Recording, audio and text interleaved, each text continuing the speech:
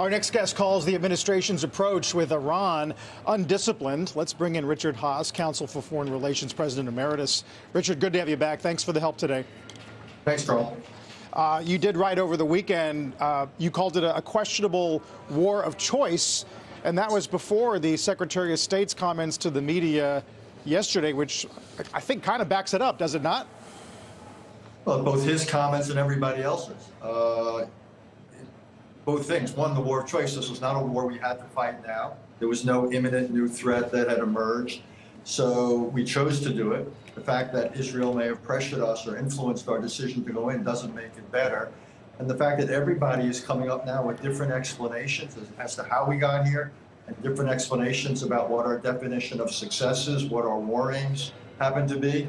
I think that's one of the reasons you're seeing the markets doing what they're doing today, is the United States is not projecting an image of competence. You also write about history suggesting that regime change, if that's what we're after, doesn't happen from the air.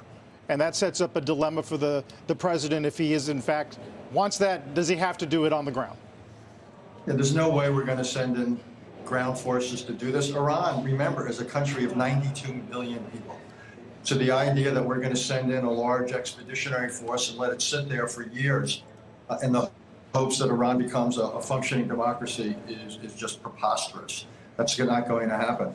I think the real question now, is, to be blunt, is whether the United States begins to walk back some of its ambitious aims. Instead of talking about regime change, which we can't bring about from offshore, all we're going to basically say we've affected a degree of leadership change by killing the Ayatollah and others. We've diminished their nuclear capabilities yet again, their missile capabilities. We set the table for potential regime change, but that's now up to the Iranian people.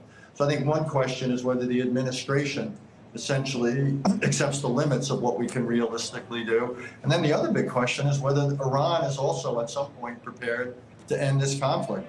One of the things that's going on now is they're attacking virtually all of their neighbors. And the question might be, what are their terms? What are their requirements for ending the war? So we have two big uncertainties when it comes to decision making here.